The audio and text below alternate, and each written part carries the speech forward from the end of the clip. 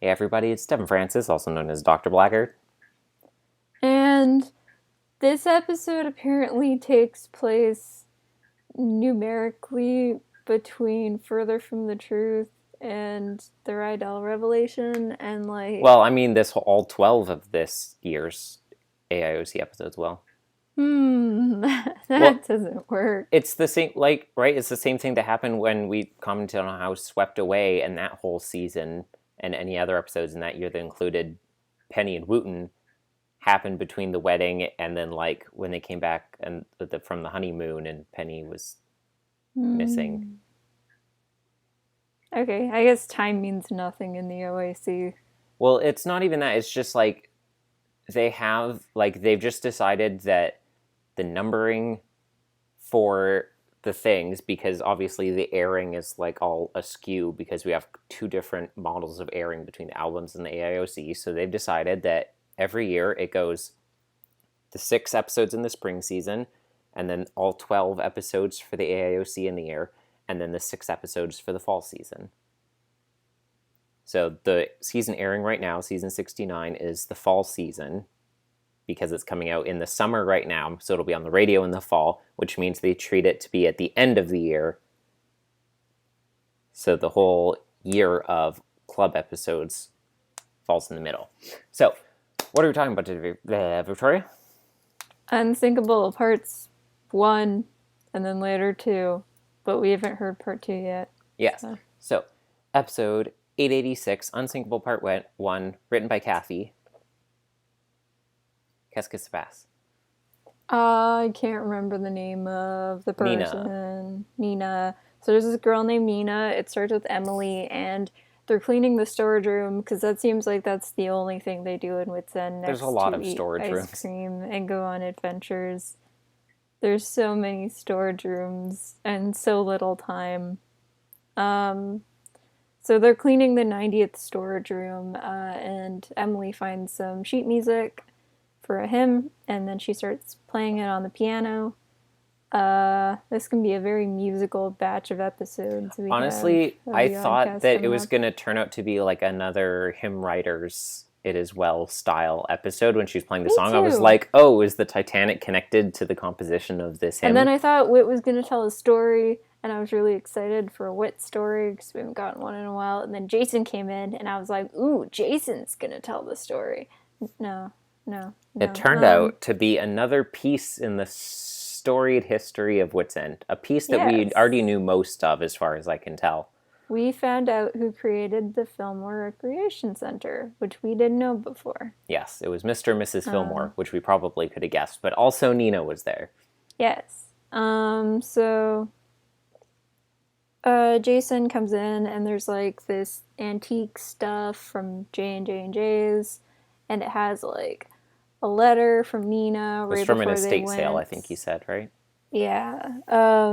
They were going to go on the Olympia. I know the name of it. Yeah, thank you. The Olympia. I know the names of all 3. I swear, I just can't remember them all the time for some reason. So the Olympia, and then Nina was just like, no, I want to go on the new ship. Her accent, her British accent, did it sound off to you? I wasn't really focusing that much on the accent, to be honest. It was funny, when her dad talked about, I've loaded up all the instruments on the Olympia and stuff like that, and for some reason, I just assumed that he was, an inventor or a scientist. I thought they were scientific instruments, and it wasn't until then he was talking about preaching at the revival meeting, and I was like, oh, that's weird, and it wasn't until halfway through the episode when they commented on something later, I was like, oh, musical instruments. So, what's the third ship called? Carpathia, is that what you're thinking of? Maybe. That was the ship that was nearest them that picked up all the people in the boats.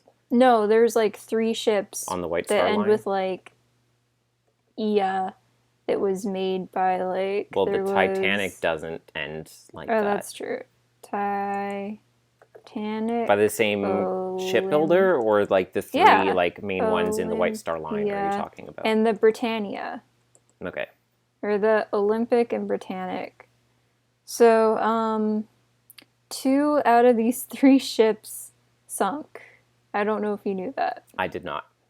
So, the Olympic didn't sink, but the Titanic and the Britannic both sunk, which I learned from Puppet History. Man, done by Shane Mandage, because there was like a story about a lady in one of the Puppet Histories that was on the Titanic, and she survived it, yeah. and then she went on the other ship, and then that one sunk too, and she also survived that, and then she lived to like a really long age, and then she died from like cancer or something like that. I have heard that before. Yeah. So that's basically where my general, I feel like my most in detail knowledge of like the history of the Titanic and the other ships comes from that Puppet History video. Like there was a guy who invented something relating to like, I think he was the first person who went over Niagara Falls in a barrel, and he lived, and then he later, I don't know how much later, died from tripping on an orange peel after being the first person to go over the falls in a barrel.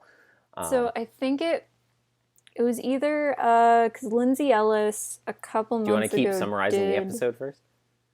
Yeah, okay. So they go on the Titanic. It's cutting between Emily, Whit, and Jason finding out about the history of What's End and reading like this musically encrypted letter that Nina left behind in this radio really recording. Cut after this story starts. You get like a little hint of like, we're going to go on the Titanic, and then they find the cassette, and from there on it's only Nina for the rest of the episode. So like Nina on TV recounting this very long story, to which I can only assume she pulls out a script and gives it to Ted Humphries and is like, here Ted, you read along too, or whatever. Wait, she didn't tell the story on TV? No, wait, I thought that was what was going to happen. She was just like, I need a little help from you. And Ted was like, what are you talking about? There's also a comment about how Whit shaved his mustache. I guess out of the pain of losing Jenny or something like that. Like Eugene. It's like Eugene in album 25. It's like the opposite of Eugene. Oh, yeah, I guess so, yeah. Yeah, and then Emily's like, you shaved your mustache? That's disgusting, Whit. And Whit's like, I do it every now and then. I'm like, you liar. And then it just recounts the story. Nina was a third-class citizen. Her dad did, like, the service. Was she now? You know what I mean? Like, third-class passenger on the Titanic.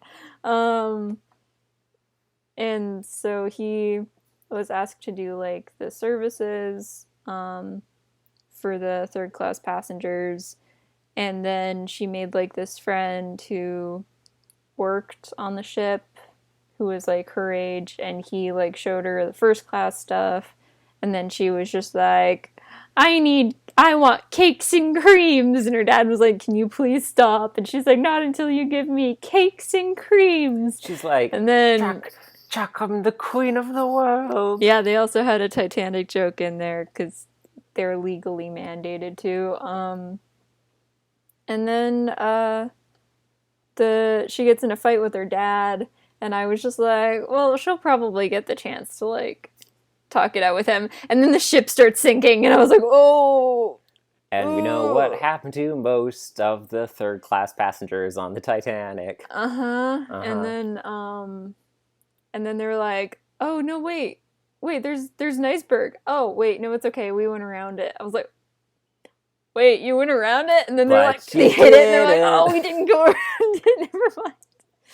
I was playing Union Cross, just changing my character avatar for the last 10 minutes of this episode and just listening to people screaming as I decided whether I want to wear a ribbon in my hair or not. I keep forgetting to put my avatar back to, like, the way I like it to look, but taking off, like, all the rare enemy plus perks. So I got my cute little top hat with my ribbon back. Oh, that's why you have antlers on your head. Okay. Yeah. I was wondering about that. Anyway, so I think it was either in the Puppet History or most likely in the Lindsay Ellis Titanic movie analysis she put out a couple months ago that I actually learned why the Titanic was supposed to be sinkable. Because they talk about it in this episode really quickly. It's like an ice cube tray is how I most often hear it kind of analogized. Analog. Oh no. So basically, like, there's the ship, and there are these, like, columns, like, these big doors that come down throughout the ship. I don't remember how many there are, but it basically breaks the bottom of the ship, like, all the underwater area of the ship, into quadrants. So if Well, there's, it's more like, than that. It was, like, a couple dozen. like, there's a lot. Quadrants means 4. So basically, like, if there's a hole in that section of the ship, then, like, the parts can come down and then they block off that part so it fills up with water, and the rest of the ship doesn't get full with water. But the problem is when the reason why this didn't work is because they hit the iceberg, and the iceberg, like, shattered a bunch of them, so they didn't have the time along the side of the hull. Yeah, so it broke, like, all of them almost, basically. So, like, even if they could put down all the doors, like, in time and stuff, it was way too weighty, and it would have dragged them down anyway. So, yeah, there was it no was chance a cascading failure, as I understand it. Like, excuse me, it was so full that it was beyond the structural integrity of it, so they would, like, fill up and then burst through and then just keep pushing through into the other compartments until the whole thing was flooded. Yeah, the water made the ship way too heavy, and then it sunk. As water is wont to do. Very, very, very slowly. So the episode ends just as they hit the iceberg, and it's like, oh no, what's going to happen to the Titanic? No, Chris didn't say that. I know. I was worried she was going to say that. And then I think that was my favorite thing about this episode, honestly, because they didn't feel the need to explain you and I were the talking Titanic. about that before, like, in the last episode. Like, do you think they're gonna play it off like we don't know? And literally, like, the second Emily hears the Titanic, she's just like, wait, the Titanic, the ship where everyone died. And then and then Chris is just like, oh no, at the end, like, let's hear what happens next.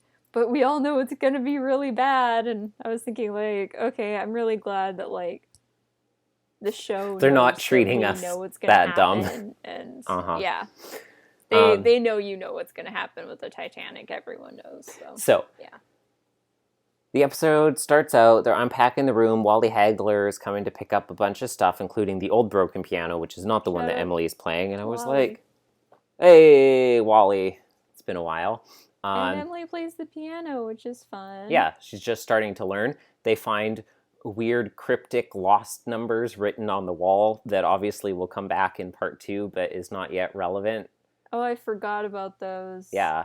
Yeah, I thought they were going to be relevant in part 1. Also, is it just me? Or I thought it was going to be the note. They wouldn't get so far with the Titanic plot in part 1. I figured... I wasn't sure if the iceberg was going to get hit, but I mean, that is kind of a natural stopping point between the parts. It is, but I especially figured, if there's that more wouldn't mystery, happen like until... present day stuff to resolve than just finding the cassette tape. Yeah, I figured they wouldn't encounter the iceberg until, like, part 2, but I'm really glad it happened in part 1, because that leaves, like you said, a lot of room for, like, going over all the Odyssey stuff. Yeah. And I feel like all the Odyssey mystery leaves this episode being a lot more interesting than it otherwise would be if it was just solely Titanic stuff, because there's no... Basically, when you have a Titanic story, the main question is, how many are of these the characters people are gonna who die? you're focusing on going to survive or not? But you know what happens, like, all the other details, basically. Yeah. So... yeah, as soon as at the beginning, Emily's playing the piano, and then they remark on, like, hey, there's these numbers written on the wall, and I was like, play a deaf cabbage, and something's gonna happen. Because it was like, they were all numbers. I mean, I guess unless there was 9 on there, they would all just be within an octave. So it was like, play the numbers that it says on the piano and see what happens. And I mean... Oh, you mean like the numbered keys? Yeah, because there's like 1, 8, 4, and I was just like... What if it's like... Egg babe. Not a piano where it's easy to see what numbers it is, so you just have to count, like... No, I'm not saying, like, play the bottom, like, 8 keys. I'm just saying, like, assuming C major, like, 1 is C and G is 5 and whatnot. Or the numbers are coordinates to something. Anyways, we don't know what the numbers are. If it was like 1, 5, 9276, Could be a safe then combination. actually that wouldn't work for a piano anyway. There's not 96 keys on a piano. No. They weren't broken up into like multiple numbers. It was just straight digits. Okay. Which is why I just thought it was like in a C major, just notes along just a straight scale from 1 to 8. Yeah, I mean, they didn't have to play something specific, and it turned out not to be that piano. It was the piano they already threw, and they're like, it's going to be incinerated. And there was absolutely no tension to like, oh, we just got here and it's in this building. Let's open the door. I was like, I'm glad we don't have to have a whole like, no, wait. Emily like tries to like reach over the incinerator to stop the piano from falling in. But I was expecting it to go full on 100% Treasure of Lamond, but it was as simple as just like open the lid and she's just like taped a cassette inside the lid. They didn't have to like play anything. Although, like she pointed out, there would have been keys and it's like, hey, why isn't this key playing? Oh, the strings have been dampened by a cassette tape. Can you imagine if like somehow you strung up the cassette tape? Like so that it vibrated, the hammer hit it. So that it like vibrates and you like play the right keys and it like you play the audio from the cassette. Because the magnetic tape on a cassette will definitely be played by the cameras on a piano. But yeah, when they found it inside, I was like, man, how many historical messages can be hidden inside legacy keyboarded instruments in Wits End from before it was Wits End? Which just like, man, if I had a nickel for every time this happened, I'd have two nickels. But still, it's really weird to happen twice. And even more broadly speaking, that's the third episode we've had where there's been like a secret message hidden inside a piano, because there's also Tin Flat, where the truth was hidden in the upright. What wasn't there for that? No, I know. I'm just saying, if we go even more general, just as messages hidden that's inside a good old episode. Pianos. We reviewed that one, didn't we? I don't think so. I don't remember. I want to say we did. So that's a good episode. They're like, oh, this lady, I guess she lived in Odyssey. Huh, that's interesting. Hey, wait a minute. This address. And I was like, I wonder what the address could be. Could it perhaps be Wits End? And they're like, I didn't think it was going to be Wits End. This is the address for Wits End. And sure enough, it does line up. Because they're like, she lived in Wits End. That's crazy. But the letter was sent in 1920, and that lines up because right after World War I, before the Depression, is when Wits End was the mayor's house. Yeah, and they also straight up said, like, I was like, oh, the mayor's house. And they're like, the mayor's house. And, like, all our mentions. They didn't say that in the episode, did they? Yeah, they did. I thought, well, they mentioned that the mayor was, like, at the thing, but I don't think they mentioned that she must have married the mayor. Never mind.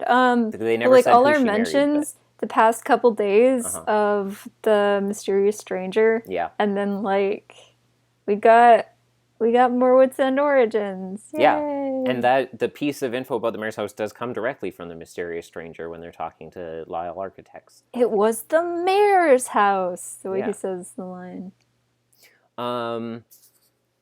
Yeah. And then the Tate house was modeled, well, it was modeled after the Tate house in reconstruction. Yeah, so I was like, okay, they haven't mentioned her husband, except for obviously his last name is Lee. What if he's Wilbur Lee? What if he's Agnes's, like, husband's first husband? And he was the mayor. It all comes full circle.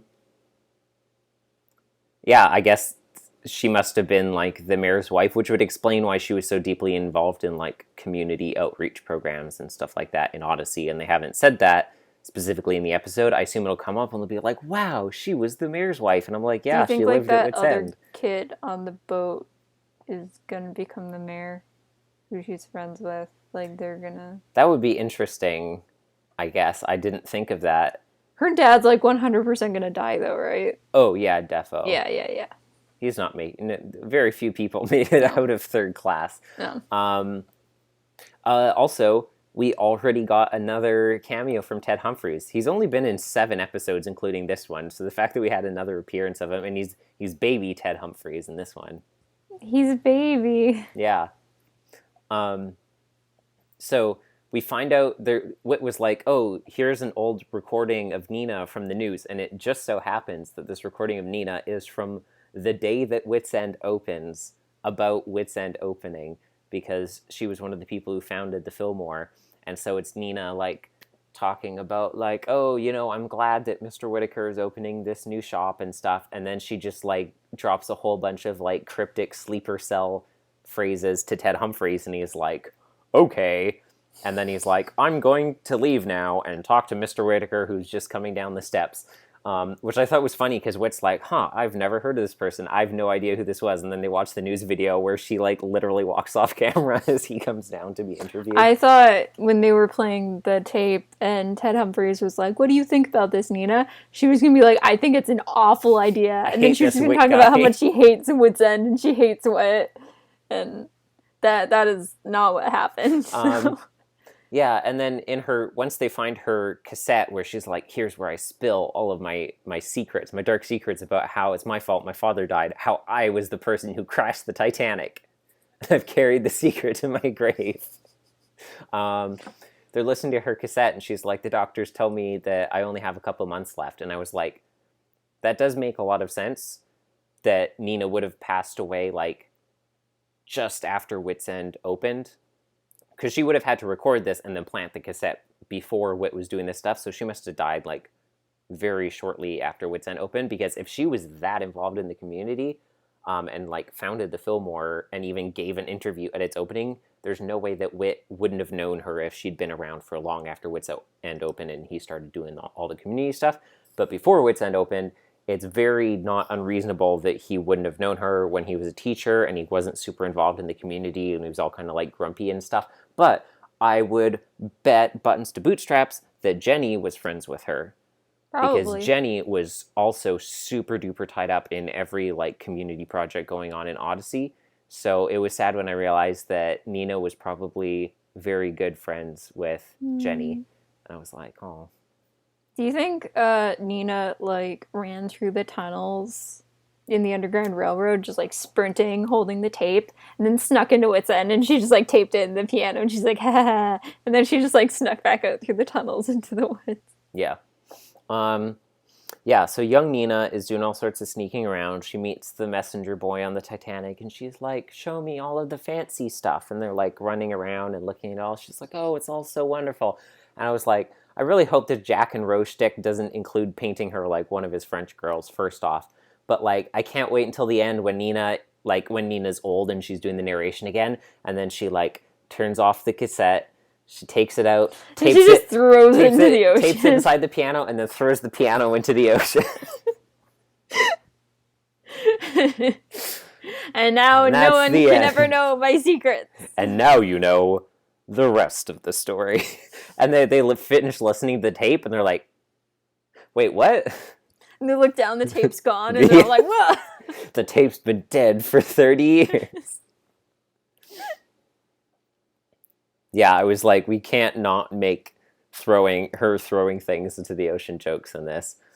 No, remember when I found out? Yeah, it was on camera on this podcast. That's what I thought. Yeah, I don't know what episode that was. I don't remember, but I remember telling you that while we were filming, and you were like, "That can't be real." I'd only just found out from, like, a Funhouse video or something, because I've never seen Titanic either. The James bit in the Funhouse video, which is one of my favorite jokes. It's just like, I'm gonna take this, like, necklace that everyone's been looking for this entire trip. Plop! I'm gonna take, like, this thing that's worth tons of money and can be used to, like, be given to charity and give them money. And it was literally the entire reason that this entire trip happened. And then he just does that a couple more times. And he's like, plop. It was good. I like that bit. It's wild. Also, like, the McElroy Titanic. Is Titanic a good or bad movie bit from several podcasts ago? Where they were talking about how depressing it is that the big boat sinks and how it should have not sunk. I was thinking back towards the end about, like, kind of the setup that kicked off this episode. And I was like, it's wild that this whole story starting is dependent on two different things happening that are completely unrelated to have happened at the same time whatsoever. Like Jason and Emily? Which was Emily finding the sheet music and like the piano and all that stuff happening just happened to coincide with Jason finding this letter to Nina's father at an estate sale where someone died somewhere else in Odyssey at the exact same time, because there's literally no connection or causality whatsoever it's between Japan, these two when events. they're talking about you or thinking about you sneeze. The relative sneezed. They're like, oh, time to die. So they find sneezed to death. Find the dresser. Yeah, because I mean, obviously, if they hadn't been cleaning it out already, like the piano wouldn't have been incinerated. They didn't need a specific like clue code that was found yet. I mean, obviously, there's still the thing on the wall and stuff. But if it wasn't for like the sheet music, they wouldn't have made the connection to the old broken down piano that was in Wits End. Mm-hmm. Before I forget to tell you, Mom and I were just watching Spirit, and there was a part where the girlfriend horse gets shot, and then Spirit's laying with her all night, and he's just like, I hoped and I prayed that she would be all right. And I was like, who did you pray to? Horse Jesus. Horse Jesus? And then Mom started like laughing so hard she couldn't breathe. I was wondering what you're watching. Good movie. I haven't watched it in a long time. Oh yeah, and then we got to the end. It's part like where Car he jumps Jesus the ravine, that the car Pope like, prays to in Cars. I was like, man, I used to think this part where he jumped the ravine was so cool, and then Devin told me that a real horse couldn't do that in real life, and it ruined the scene for me. I looked at Mom, I was like, so you're the horse expert. Could a horse jump this ravine? And she's like, no. And I was like, oh no. Mom is more of a horse expert than I'll grant you that. No, she was telling me all sorts of horse things. I'm sure. And asking her questions. That's really funny. What? The ravine thing? No, horse Jesus. I thought it was really funny. I'm glad that you had the same thought I did before I said it. We share one brain cell. We do, it's true. I should also mention, they mentioned in the doc that Near My God to Thee was the favorite hymn of the band conductor on the Titanic's band, of Titanic band people fame. So I would assume that is why they chose this hymn to kind of like be a recurring thing for the episode as kind of a tribute to that. I just thought of a joke, but it would be very horrible and disrespectful to say. So very horseable, you mean? I won't say what Does it have to do with a glue factory? I'll type it to you and you keep talking. Oh no. So most of the video documentary, I'm just grimacing now, is taken up by, the team goes to a Titanic museum in Missouri. Well, that's not terrible. It's the Titanic Museum, and it's a really big one. They have full-size recreations of like different rooms in the Titanic and parts of the ship and stuff, and hundreds of actual artifacts that they said is worth like $4 million cumulatively, which isn't as much as I would have thought, because I think they said they had like 400 artifacts from the actual ship. I don't know if it was actually filmed for the club or if it's stock for the museum, because it was all filmed in first person and it was just like the tour guide talking to the camera. So I think it might have like just been like tour stock video from the museum, and they just got it off like of YouTube or something. Yeah, they just ripped it. There was like a couple, or maybe there were like rules about filming. There was a couple. There's a couple like on screen like first class cabin that was like added over that was in the AIOC video font. So they clearly at least added one or two words over the footage if it wasn't theirs originally. But anyways, it was in the museum where she's like, this is the room dedicated to the band, and here we have a Steinway, and we keep the book open to Near My God to Thee because of this. She was talking about how there were 5 Steinways on the Titanic, 5 grands to be specific. They weren't gonna, they weren't gonna make everyone all sad and feel poor by putting uprights on it. And she was like, Steinways are considered the number one brand in the world. The number one brand of grands in the world. I was like, that's a very bold statement to like make declaratively, like, this is the best brand.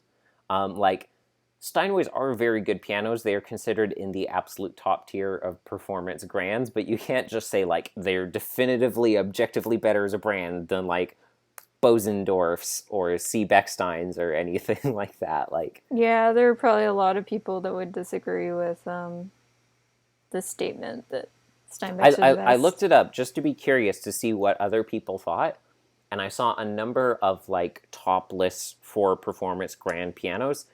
But the thing was, none of the lists were ranked in order. They were all like, here's this many top ones, but they're not in order because once you get to that rank, they're all like, they all have pluses and minuses. Like, they're all optimized for slightly different aspects, right? Like, this one might have like trouble that is like slightly more tuned in this way or stuff like that. And it's like, that's why you can't rank them objectively above the other. So every list that I looked at did have Steinway on it. Like, I will give it that. It is at the top tier, but everyone's like, you can't rank them, and so it's not objective. exactly. So there, yeah, like Bluthner's and Bosendorfer's and stuff like that were on the list, and I was like, those are ones that I would also expect to see on that list. Also, there's like that piano that Mom, I don't know if she told you about this, like that lady who had a piano with like 5 pedals on it. Uh-huh. And then it was like made specially for her, and then the movers were like bringing it into her apartment, and it's the most expensive piano in the world, and they broke it. It like fell down the stairs or something like that when they were bringing it up. So then this is like the only piano in the world like this, and she's like not married, she doesn't have kids, and this piano is literally like the most important thing in the world to her. And so if it makes you feel better, there was a news story a couple weeks ago. She did get a new one. She, I guess they built 4 just like it, and they let her choose which one she wanted because she's like one of the top concert pianists in the world. And then she like brought her like tuner consultant guy with her or whatever. And then he played them, and then she played them, and they both independently decided which one they thought was the best out of the 4, and they both chose the same one, so then she got that one. Yeah. I think this is probably as much as we should talk about high-end grand brands. So before we lose everyone. I have a little trivia segment. Wait, I have a couple trivia things that I learned from the web thing. I think just like 2 or 3 things. I have a trivia quiz for you, which you might be able to answer with your information. I want to say my things first, because it's just a couple little things I learned. I was like, one of them was, oh my goodness, the captain of the Titanic was due to retire as soon as they docked in New York. Wait, you didn't know that? No, he was literally a day from retirement. I didn't know that. Yeah, I know. Is this the origin of the joke? It might be. Like, I knew that. I didn't know that. They mentioned this, and I'd forgotten it, but I did know this originally, that of the 4 smokestacks on the Titanic, that the 4th one was actually fake. I feel like I've heard that. So, like, yeah, I did know that, but I forgot the Titanic, he was, like, about to retire, but he was just like, oh, it's the maiden voyage of the Titanic. Yeah. I want to be the one to, like, sail it first as my final hurrah. Mm-hmm. It did not turn out well. Guess what? It was his final hurrah. Ooh. He was still a day from retirement. That did not fail to be a true statement. It was like more than a day voyage. I know, but it also sank closer to New York than it did to Ireland. Actually, that's what I was about to trivia. Okay. Well, wait, the other things I was going to say was that they had the crew on the ship numbered 899, which is a lot of people, and a whopping 23 of them were women out of the one less than 900. And yeah, there were 700 third-class passengers, and between them, they had 2 bathtubs to share for all 700 third-class passengers. How long was this trip again? A better part of a week, I think. Like 5 days or so, I want to say. And I was like, I guess it could be worse. It would have been so easy to throw the baby out with the bathwater in that situation. Ew. Okay, trivia question time. Okay. Where did the Titanic sink? In the Atlantic. What uh what Canadian Was that really what you province wanted to know? What ocean what it's like in? Canadian province is it the closest to? I mean, Nova Scotia, I would assume. PEI? It's New Brunswick, Labrador. Newfoundland. Well, that's the last one I said. Newfoundland and Labrador. You said Labrador. Well, yeah, this is the same province, Victoria. It sank 400 miles south of Newfoundland. I would think at that point it would be closer to PEI. It looks like it took about 2.5 hours to sink. Yeah, 2 hours and 40 minutes or something like that. Like, oh, that would suck so bad. It was very slow, yes. Also, like, I thought that the reason why they mentioned that Nina got sick, I thought it was like tied back to the Titanic. It could just be old age. That would make sense too. But Yeah, I don't like, think she died from like complications that took from Wits End opened in like 1983. So that's No, I mean, but like if something did get messed up, 71 years in her body, because I they guess did make a point to talk about like how cold she was, and then they were like the ship sinking. She was like, "Oh man, I'm so cold." I was like, "Oh honey, you're about to get a lot colder." Yeah, I think that's more of they were pointing out like she is going to be a very cold. I'm pretty sure that my first guess was absolutely correct, Victoria. Because if it was, I looked on Google. if it was 400 miles south of Newfoundland, it absolutely would have been closest to Nova Scotia. Fine. I don't know. I don't know these things. I was right. I read the books. You have the other facts. I know where provinces are. Do you think that boy's going to live? I do. I honestly, I just like, without even thinking of it, I was like, oh, I assume that of these characters, Nina's going to be the only one to survive. Like, I didn't even really think about it. I'm like, obviously she survives. I'm sure her dad's going to die. And I didn't even think about the other ones. The dad's definitely going to die. I just assumed everyone else died. I didn't even consider it. I think there's like a 50-50 chance the boy lives. I'm thinking if he lives, they are going to get married or something like that. That would be interesting if it turned out like, oh, because, I mean, they didn't say his last name, but it didn't feel like they were intentionally obscuring his last name. I don't know. It would be wild if he's like, let's move to Ohio. What's his first name? I don't remember. Okay, I thought you would have written it down. No, yeah, it didn't come up in my notes specifically. We don't know who the mayor was who lived in Wits End. Like, we don't know. Most of the mayors around that period were McAllisters, but not all of them. We don't know all of the mayors, obviously. So. Also, the boy was, he had a line of a mayor lead to Nina about like, oh, this ship is completely unsinkable. And she was like, unsinkable?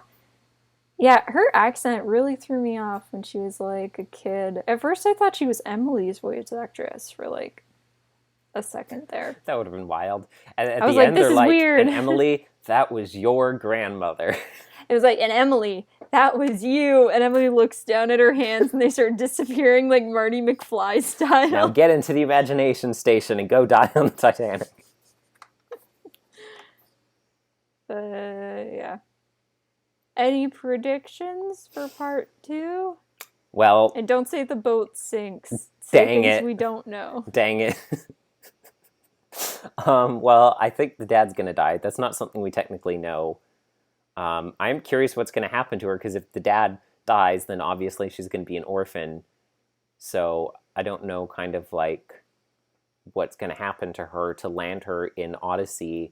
And from the web quest and stuff, it was very much implying like there's still a moderate amount more to the mystery of how she's tied to Wits End. I mean, I guess maybe that's because they haven't said like, oh, she's married to the mayor and that's why she lived here. Because they presumed that we don't remember this one singular line from the mysterious stranger that explains what Wits End was shortly after World War I, before it became the Fillmore and then closed down and was rebuilt by Tom Riley's father during the Great Depression. I mean, we know these things. I know. Other people won't know these things. That's what I'm saying. They're assuming that listeners, by and large, don't remember that one line from Which like they would be 19 right to do. from It's like just you and me because we're 1992. weird. That would have aired before I was even born. It was the mayor's house. So Slams down newspaper. I don't know if that's going to be part of the mystery that they're like, oh, resolving, but obviously we know there's at least as much more of a mystery as the numbers that are scribbled on the wall, and they have to figure out what that has to do. I don't know if there's still something hidden inside the piano and they're going to have to play it, or if they're going to at least let it not be so much the treasure of Le Monde as that. I just find it funny that it's like messages hidden inside two different pianos, organ, piano, whatever, that both had like it attached to like the playing mechanism so that you would hit a key and then it wouldn't play and you'd realize, hey, something's been stuck in here to the playing mechanism, and that both of them were like pianos that were inside Wits End for a really long time, since before it was Wits End, and left there for decades before being discovered. It's like that just hand holding meme. It's like Nina and that then one all the thief other guy. people who set it up, and then inside it's just like putting puzzles inside of pianos. I don't really have much to say about this episode. Yeah. We've already been talking for a while. Yeah. So let's see what part 2 brings us. And we're back now. Unsinkable Part 2, episode 887, written by Kathy. What happens in the second part, Victoria? We've just been struck by the iceberg. So, I listened to it last night. Why can't I remember her name? Nina, thank you. So, Nina and Henry are running around and trying to warn people and stuff. Nina's trying to find her dad. She does, to my surprise. Yeah. I didn't think she'd see him again. And then he's like, I have to help other people. Get on the boat. And then she does. They were together for like a solid 10 plus minutes. And then she gets on the boat. She's like sad. And she's like, I never apologized to my father. And now he's dead. And I was like, girl, you had time to apologize. It was a little I understand harried. if you were stressed out and distracted. But like she had time. I think it's forgivable that she didn't and stuff. I think so. And understandable. Yeah. I'm gonna let it slide. But at the same time, I'm like, Also, I was right that her and Henry would get married. You were. Yes. I recognize these things sometimes. So she and Henry engrave coordinates into the piano. I was right. Go through what happens in the episode. I think you're skipping ahead a little bit. She's in the boat. She's in the boat. People start praying. They hear that the song the Titanic is going down to is Be Near My God to Thee, is what it's called. Near My God to Thee, yeah. Yeah. Which is what you said, I think, last time. It was the favorite hymn of the lead band dude. He wasn't the conductor. Yeah, that's what they're called. That's what they're called, lead band. He wasn't the dudes. conductor. So okay. And then Nina basically like did stuff, moved around, took a train, and then ended up like in Odyssey when she was on her way to Chicago. And she got off and she forgot her jacket. Yeah, time skip. And she was like crying. She was like, my dad would have remembered my jacket. And then I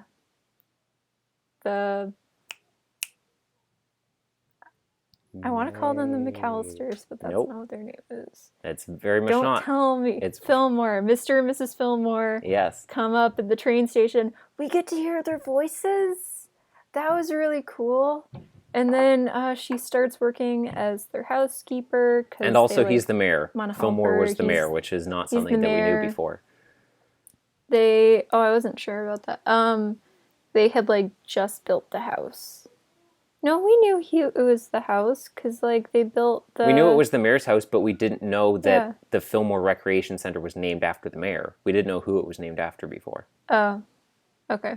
So then Nina starts working as like their housekeeper, and then her and Henry reconnect, and she finds out that like Henry was saved off of the Titanic because of her dad right before it sunk, and he became a Christian right before it sunk. Um, And became a preacher. yeah, I zoned out at that part. I just got the first part. Um, yeah, and then they engraved the coordinates for where the Titanic was inside the piano, which you said it was gonna be like some On the kind of wall. It music was code on the wall, or not inside the whatever. piano.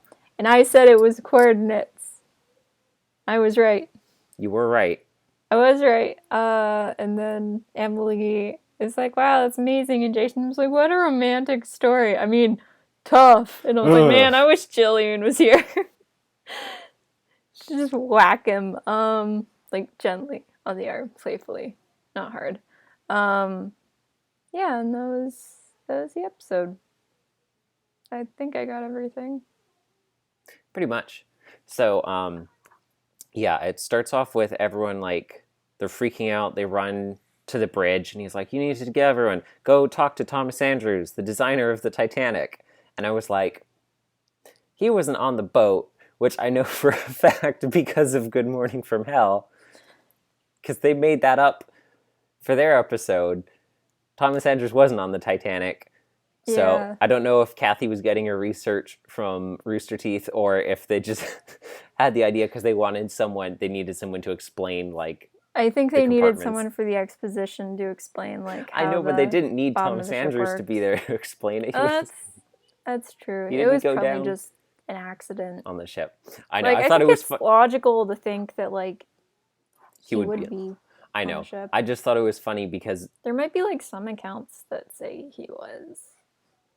what do you mean some accounts, Victoria? It's like we I have the don't know. It passenger doesn't list. It's mean not like just it's not because like something's written down doesn't mean it's right. it's not like ancient legend, Victoria. We know every single person who was on that boat. Fine. Let's just double check it now forever, even though I did listen to the same episode as you of Good Morning from Hell and caught up I on the think podcast it's last funny night. that episode came out just a couple like weeks ago even, and then this happened like now, even though I guess this happened first technically. Okay, you look it up. My Wi-Fi won't load. Okay. Yeah, like we said last time, I was pretty sure that we were not even, like, she wasn't even going to see her dad again. She wouldn't be able to find him because all accounts that I've ever heard said that third class down in the belly of the ship was like an absolute, just like dungeon labyrinth. And, Oh yeah, also we were right about the dad dying, but that was pretty obvious he was gonna die. Yeah. He was on the Titanic. Ha! Well, what do you know? As the naval architect in charge of the Sucker. plans, he was traveling on board the vessel during her transatlantic maiden voyage. He perished along with more than 1,500 others after the ship sank, hitting an iceberg. So I guess the only thing they made up was the fact that he didn't know that it sank, that he died in his sleep. No, they said unawares. that in the episode. They said like he didn't know that he hit an iceberg because he died right before. But like that. Oh yeah, that was the part that they made up. Yeah. Yeah, that's what it was. Okay. Yeah. Okay, never mind. Devin out here getting on Kathy's case over nothing. You know. Anyways. How dare you? So, yeah, we thought that she just wasn't going to find her dad, and especially because I want to say, like, everyone was, like, rushing out, and it was crowded and mobbed of the people trying to get out of third class, and I think there was, like, gates that they, like, shut to try and, like, keep the water out that, like, trapped people down below as well, or something like that. Anyways, I didn't think it would be so explicitly emotional as him, like, being there and having the conversation, having to be, like, put her on the lifeboat, and, like, you go, I stay, no following. And like her like saying goodbye and knowing that he wasn't going to survive. She almost didn't go on the boat. Yeah. Yeah. The audio design was incredible. Like the soul-rendingly deep and loud and horrible sounds of the ship. Oh, like when the boat breaking apart Yeah. and like groaning as like the pressure is causing it to like buckle and tear, and the air rushing out as it's sinking and stuff like that was like. We complimented the music in this episode, part 1, right? Okay. Yeah. That still stands. Yeah, but the audio design added like a whole nother layer to it. Like There's like The voice acting was really good too. there's like deep ocean, like loud noises that like you can feel like vibrating inside you. You know, that kind of like the noise, just like you could hear the scale of it in kind of like the depth of the noise, and I thought that was captured really well, which is hard to do. Um, it captured really well, like I appreciated that they pointed out not only the horrors of like we have to leave all those people behind on the ship, and like that all these families are broken up because we're not going by family, we're doing women and children first, and so everyone's being split apart, but also the fact that like there were people who were just in the water and there were people in boats that they could have tried to take, and they had room in the boats, but they knew that if they tried to pick people up, everyone would start swarming them like zombies, and then the boat would capsize, and then once they were wet, then everyone would die. So which is really rough. It is really rough. It's like, you know, because they're like, well, I could try and save them. Like, it feels worse to do nothing, but you would just result in even more people dying if you do something. So yeah, that's like, you have to deal with the weight of like just being like, no, it's like a trolley problem, but you don't have a choice. Exactly, you just have to watch it, and you're like, Yeah, I was like, it's like a backwards trolley problem. I don't know. It was really rough. I love that like little gift set of the kid whose dad was like a psychologist or something like that, and he was a toddler. And he was given the trolley problem in train sets, and he took off like all the passengers because passengers on both sides. He took them all off on one side and put them on the other side of the track, and then ran over all of them. He just ran over all of them. It's so funny.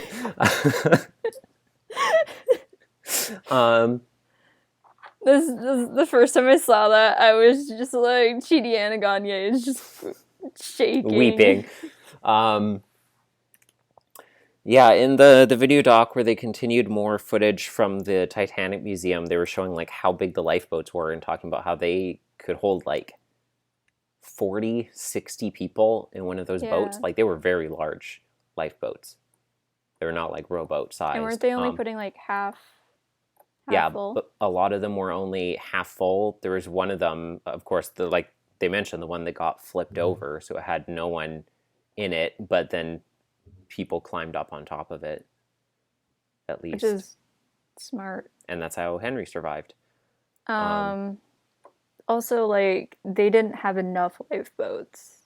Yeah. Too was a problem, which I don't remember if they mentioned that in the episode. They did. Okay. Yeah, they only had half as many as they needed because they were like, hey, this is the maiden voyage, and we don't want to, like, kind of visually clutter up our minimalist aesthetic by putting all of the lifeboats around the edge. Which, like,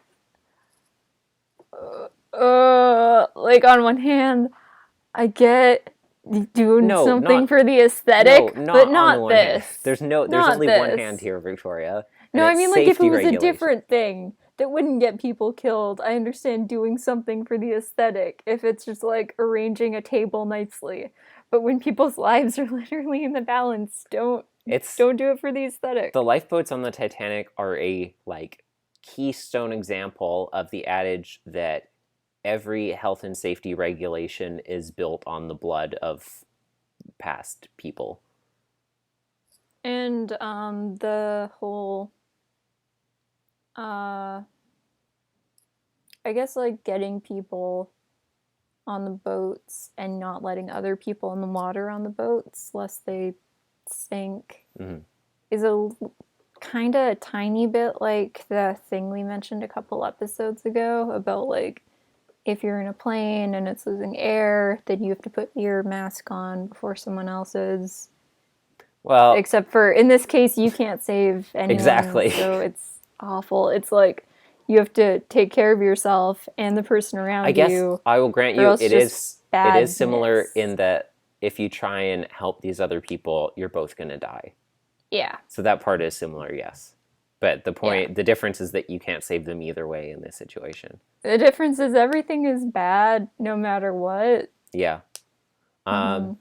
Yeah, so Nina makes it to New York. She stays with her family there, and they're, like, really rich, and they give her all these things. And she was like, oh, I can't take all this excess and this wealth. It sickens me now.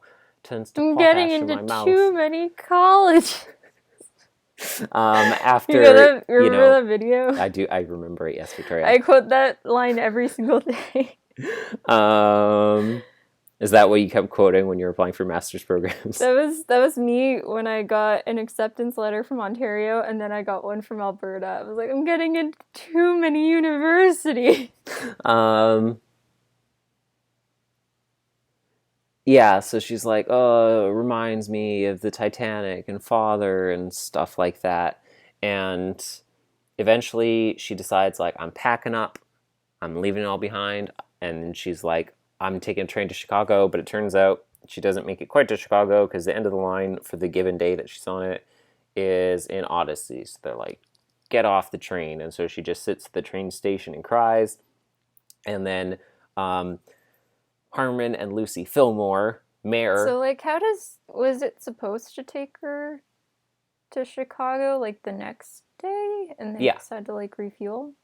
And she they said this is as far as we're going tonight, and then tomorrow we'll continue on. But I guess it's not one with, like, sleeper cars, so you have to, like, go off and stay the night somewhere, and then you can get back on in the morning. Ugh.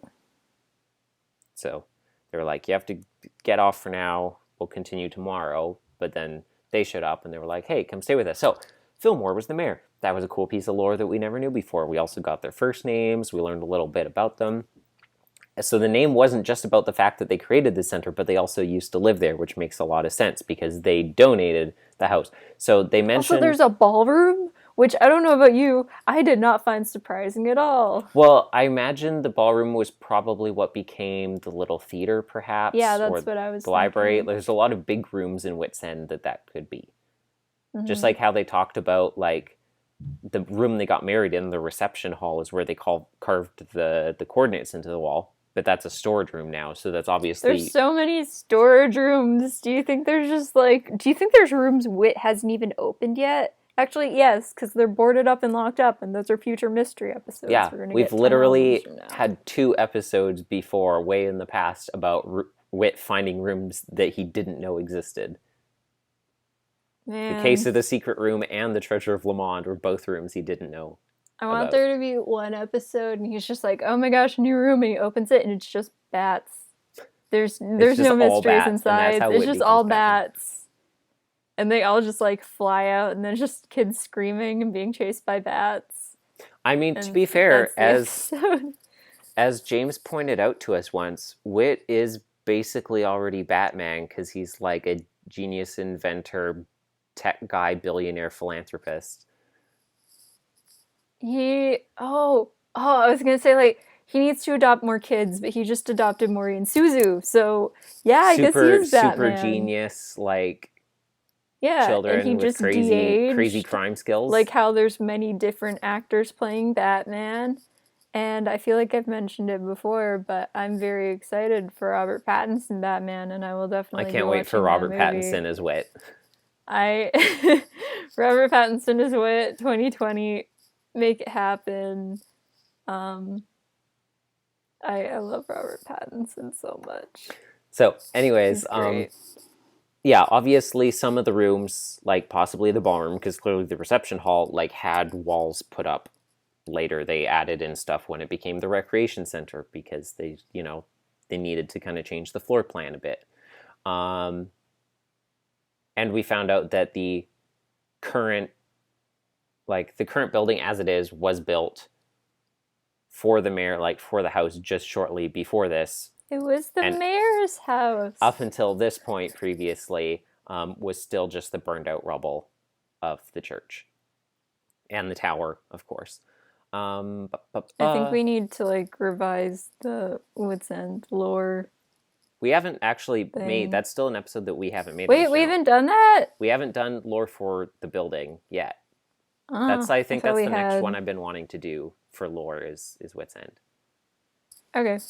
I mean, hey. No time like the present now, unless the Blacker novels are going to keep dumping more tunnels underneath or something. But that's true. I don't know.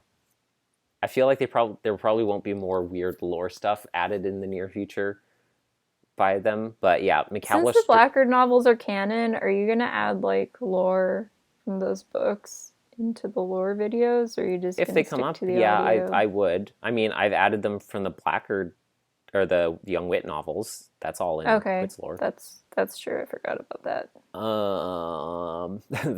The Wit's lore is like 50% content now from the Young Wit books. That sounds right. Anyways, so it really pulls the timeline together and shows you like how close together everything is. Like, I mean, we talked about this with the Young Wit books, how it's like Wit who is alive now as a young boy is like talking to these people who are like, my grandparents were slaves. And I think that's one of those things that like really puts together like how recent the Civil War was, how recent slavery was in America and stuff like that. But another part of that was like here, where it's like Nina was at Wit's End the day that it opened, and she was living here in this building with Mrs. Fillmore, who's talking about how her grandmother attended hymn sings in the church, and the church burned down before the Civil War even began. All these people are so old. Yeah.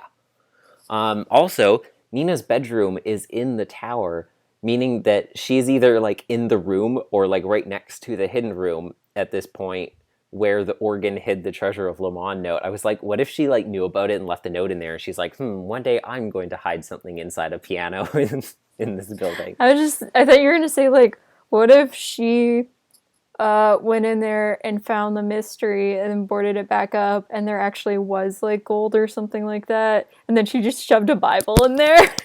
And then, can we just have a spin-off like Nina Indiana Jones style, like solving mysteries and and Nina then Jones destroying them before Wit can ever get to them? And Wit's like, guys, the real treasure was friendship, and Nina's like, nah, I want my gold. That's how she funded the Fillmore for so long. I love this. Every unsuccessful mystery in the history of Odyssey is because Nina solved it and took She the was gold. Victoria. She was the one who like shot Spencer Barfield actually in the basement and like and pushed the cabinet in front of the door. Oh, I love this. I love this. Give Nina like a whip and a hat. I know this kind of stuff happens, but it's wild to me to find about like this super influential person who like has existed in Odyssey this whole time and who would have known Jenny and like who was there at the beginning of the Fillmore and like basically ran it the whole time and was there being interviewed by Ted Humphries on the day that Wit's End opens and like Wit had never heard of her this whole time. Devin, hear me out. Okay, Nina goes into the secret room. Yeah. Solves the mystery. Gets the gold. But she needs... You're talking about the attic, right? The tower? Yeah, it's a two-person job. She gets Jenny to help. Her and Jenny go get the gold. They split it in twain. And then Jenny uses that money, like, and not so covertly, secretly, like, uses it to help fund Wit's publishing company. All these years in the past, she sends That's why Wit style. Is rich. She wires the money 40 years into the past when Wit began UPF. Yeah, it's a Christmas miracle. Yeah, but like, can we agree that Nina and Jenny were partners in crime and mystery solving, like the original and Emily? community service? That's why Emily's in this episode. Emily is Nina's successor. Like I don't know where I'm going with this. Yeah, and like I said, they would have worked together and been friends and like worked on community stuff together. That's where they put the money. They were investing it into community projects. They're all being funded by like all the secret gold of Le Mans. Heck yeah. I do like this idea that she found it and replaced it with the Bible. Because she lived in the tower. She was Dr. Mephisto all along. She lived in the tower in the center of town. Like, Jenny, please don't tell anyone about my secret alligators. It's a secret just between you and me. And what cares about, in the basement. Don't tell anyone that they ate Spencer Barfield and left his skeleton in the secret room. They ate him and spat out his skeleton. What here's like in Day in the Life, just like about the tower and the alligators. Like, that's ridiculous. And like Nina and Jenny's ghosts are just watching this and they're like, Or even just Wit sweating, fearing that someone he accidentally let slip about his alligators in the basement of the building he has with the tower. I told you.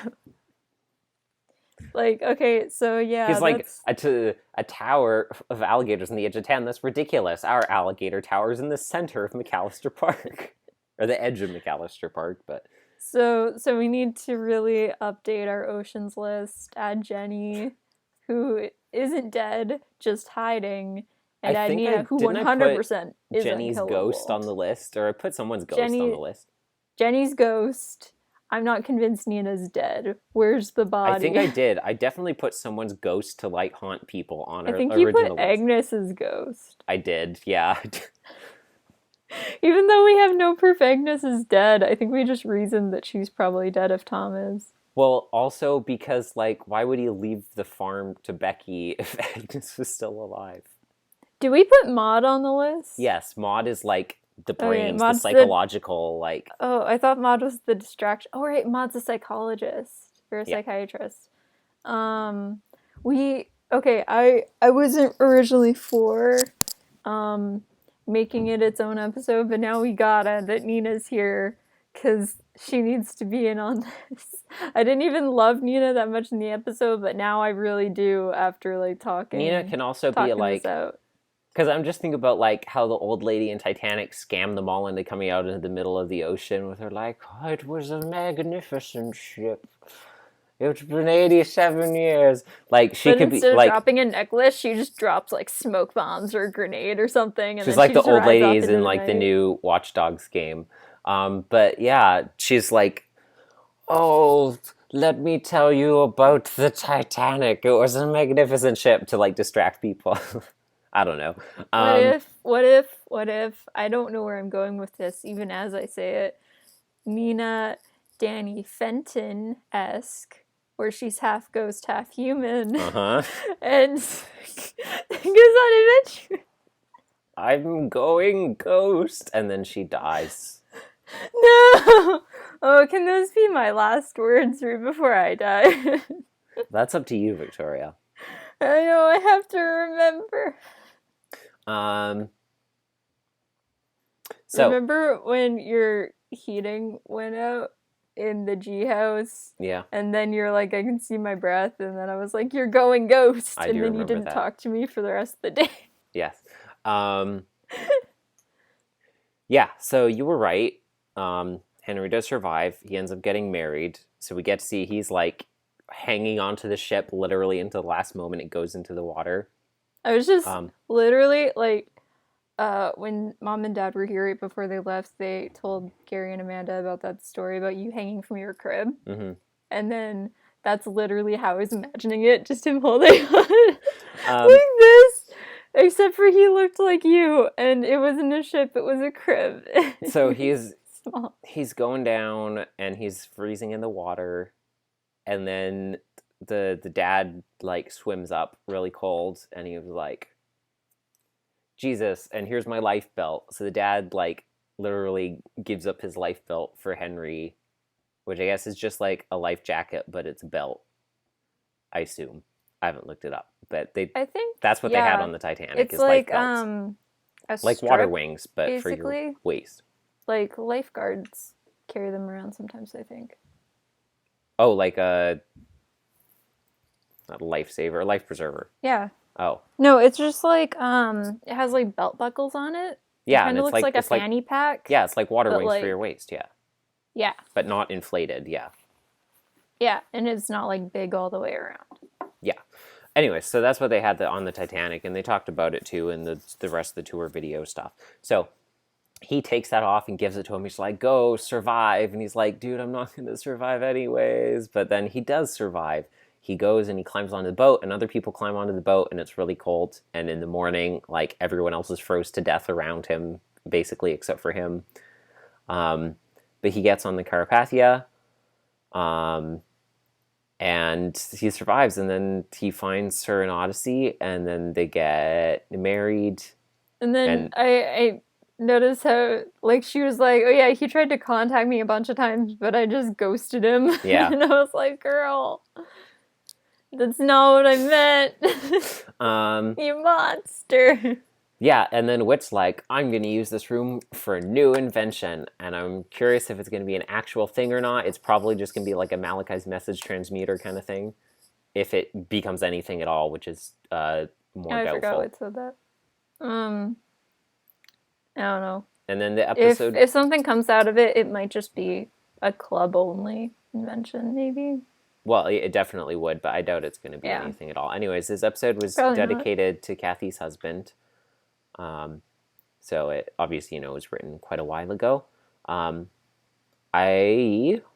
will repost the link in the description to like the charity, the house name of which isn't not coming to me off the top of my head, but I'll put the donation link for that once again in the description of this episode, where Kathy requested donations after Sean passed away.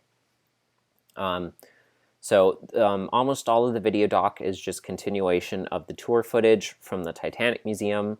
The parts I liked in particular was they had like a small kind of deck area with railings and a chair recreation, and they had a bunch of them set up in parallel, like 3 of them at different angles at like different times of like how steep the Titanic got as it was sinking. So it was like here, and you can still walk it okay, and then 15 minutes later it was like 45 degrees and you could barely get up it, and then another 15 minutes later it was like almost vertical, and then it was like another 3 minutes after that and the Titanic was completely underwater. They also had like a basin of salt water that they kept at -2 degrees Celsius or 28 degrees Fahrenheit, which was what the ocean temperature was that night. And there's a timer beside it, so you can like hit the timer and put your hand in, so you can see literally like how many seconds you're able to keep your hand in before you have to take it out because it's so cold. The water was literally below freezing, that it was, salt water, so it wasn't frozen. So it was very cold.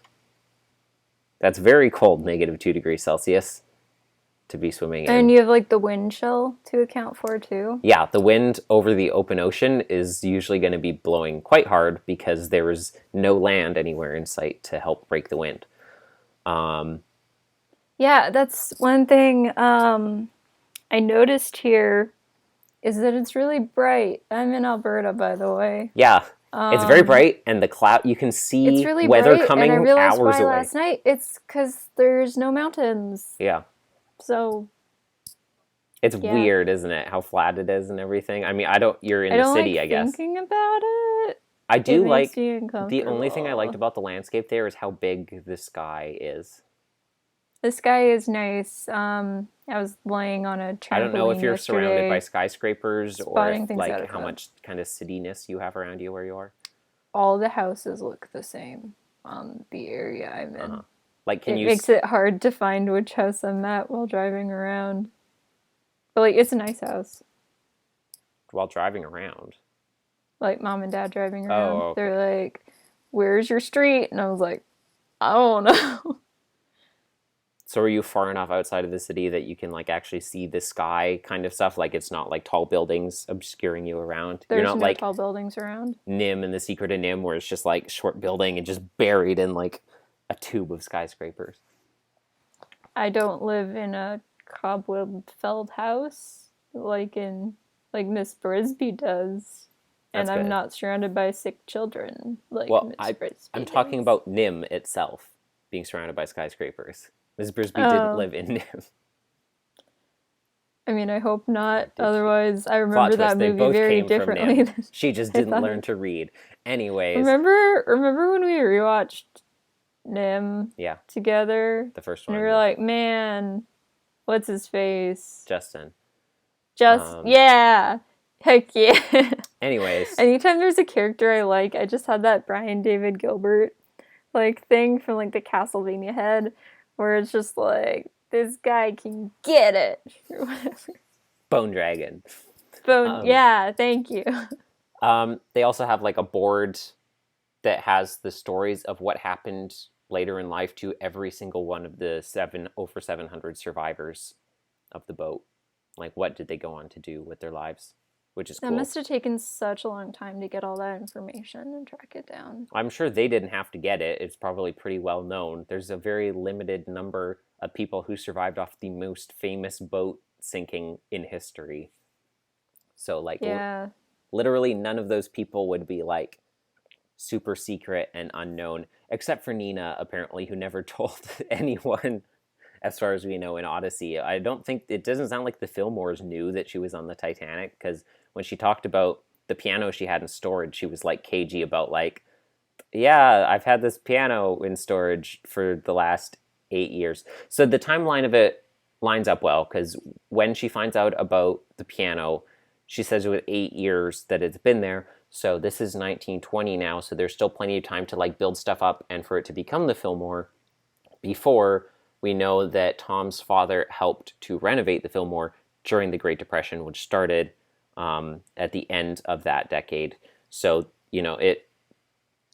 the timeline lines up well. But you know who like did know about Nina? Henry. James Cameron. What? James Cameron. He put the pieces together. The web quest, it wanted to talk about the ripple effect of like Nina's actions and how without her, quote, Connie and Eugene's wouldn't be friends. Blackguard's Castle might be the most popular kids hangout in town. I was like, I can grant you that. Hey, first off, Odyssey, that's my show. Yeah. That you're poaching on. I know. They were like, watch yourself. They were like, every house in Odyssey would have a Nova box. And I was like, I'm going to have to call exception on that last one. No, that would not happen. The Nova box would not exist without Wits End. Nina didn't make the Fillmore Center. No, but they wouldn't have. She was the one who was like, hey, we should like make this into like do community stuff here and stuff. And was the reason that it kind of catalyzed into becoming that. Okay, but like also Connie and Eugene technically would have met. I know. They met when they were kids. It had nothing to do with Wit or Odyssey. They were acquaintances. They had a thing for each other. And that's the only time I will ever say those words about those two characters. Man, I love the end of that episode. Mr. Whittaker, you'll never believe it. Eugene! Oh, so good. Good episode. And We've reviewed that one, but like I love talking about it. We did, right? We must have. I feel like we did. I'm pretty sure we did. I'm gonna check my iTunes. I'm pretty confident that we reviewed that one because we both really, really liked that episode. We have not. What? Are you sure? I'm searching the word champ, and I'm not getting any Oddcast episodes coming up. TV show, when I search camp, I'm getting 2 episodes, but it's Camp in a Hard Place, part 1 and 2 reviews. Dude. Anyways, so. We gotta do it to him. I found out also in the web quest that this episode was inspired by the true story of Reverend John Harper. Note the similarity in name Harper to Hankins, who is a preacher traveling on the Titanic with his niece, who I think was either like a young woman, like older teens, young adult, and his toddler daughter, Nan, similar to Nina, although she was only like 4 years old. And the girls made it onto a boat and both survived, but he like ran around preaching, beseeching people to accept Christ. And then when he hit the water, he swam around, continued to do so for people. And then finally he gave up his life belt to someone else and then sank into the depths. So from his perspective, very much similar to what happened to Nina's dad.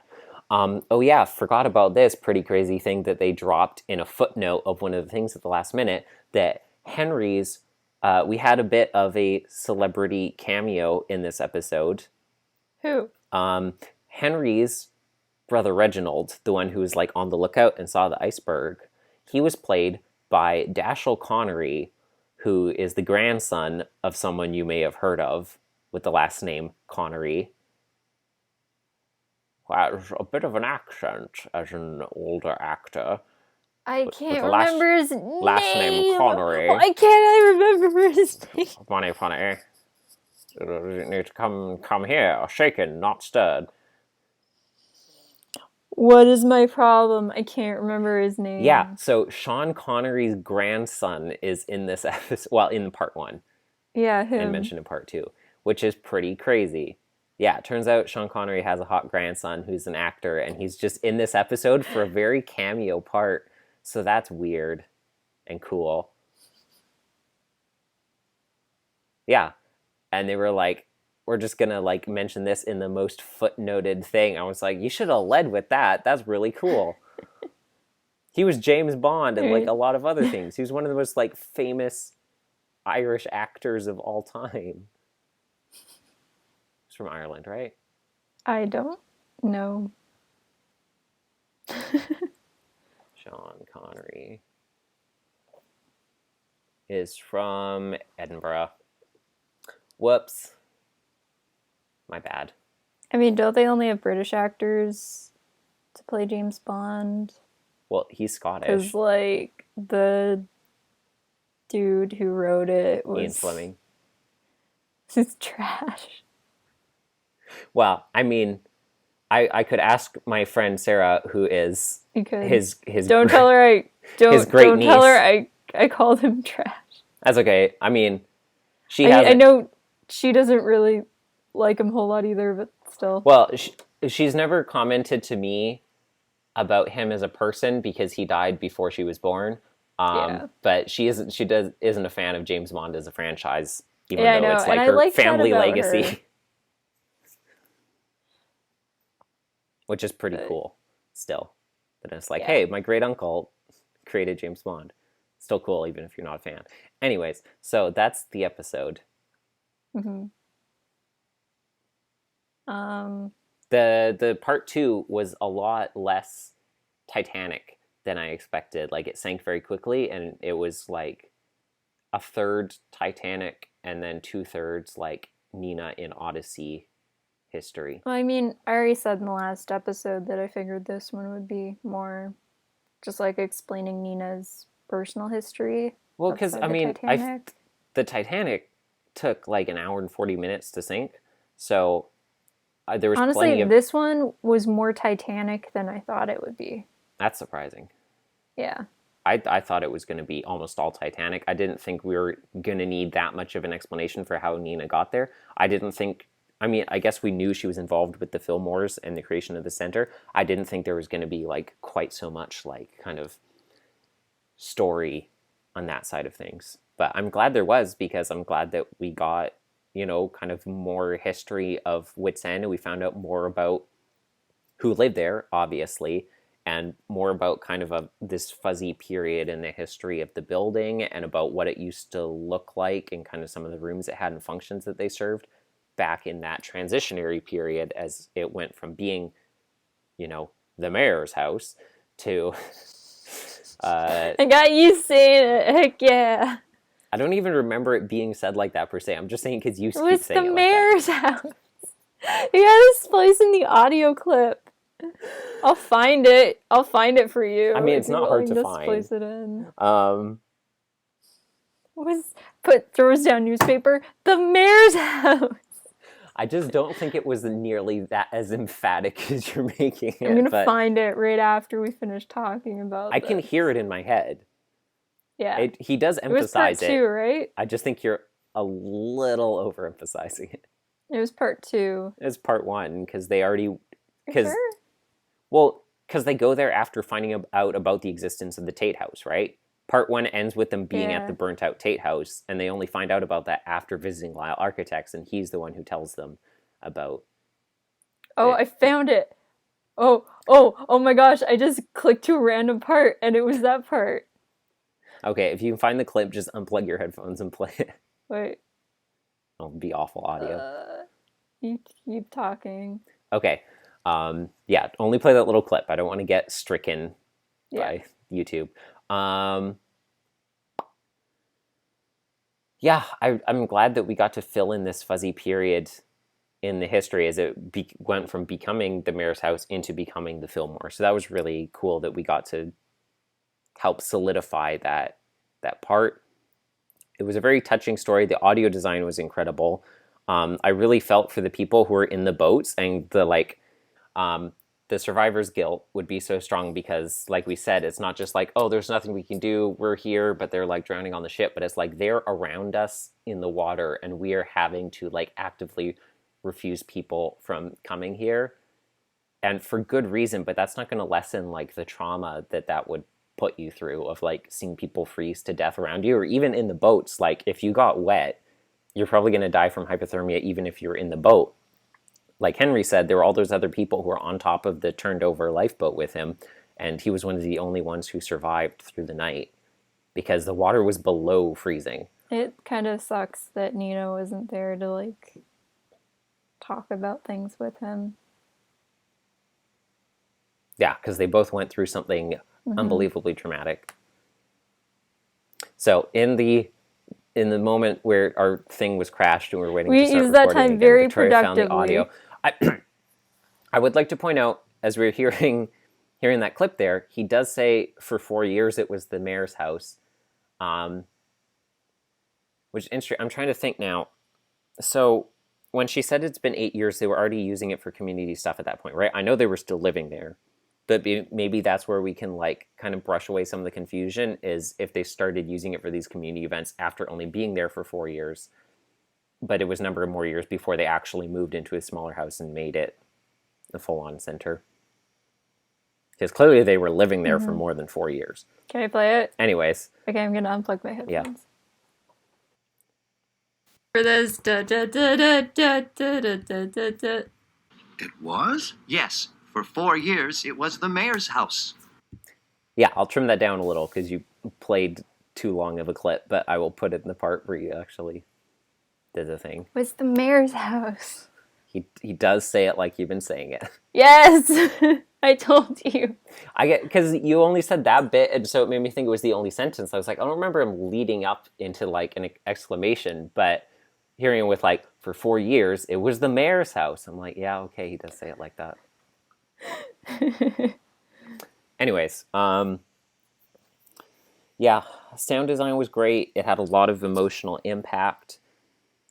It was a good story, and like Thomas Andrews was on the ship. I was wrong about that. Say sorry to Kathy. Yes, my apologies. It was a very good episode to write in the memory of Sean. And I learned a lot from it, and I'm really glad that we got to fill in more parts of the history of the Fillmore with it. It's a good episode. Very good episode. Episodes. Yeah, I'm going to give it a 4.8 out of 5. I'm going to give it a 4.5 out of 5. Woo! So that concludes the first 2 months of 2020. Here's to many more months of 2020. I'm sure things will be great. Wise. Yeah, I hear about this virus kind of creeping around. Hope nothing bad happens. So that is all we have for y'all today. What are we talking about next time, Victoria? Next time's a little bit weird, just like today was. So we're going to do one Album 69 episode for a song. Yep. And then we're going to do the next OAC episode. Which is Out of Her Element. Yes. I haven't listened to that one yet. Nor I. So that's what we're doing next time. And then after that, the stars will be aligned again, so we can just do the finale of 69 along with the album review. Nice. So until then, thank you for joining us on our side of the YouTube. I have been Devin Francis, also known as Dr. Blackard. And it was the mayor's house. You've been listening to the Adventures in Odyssey Oddcast.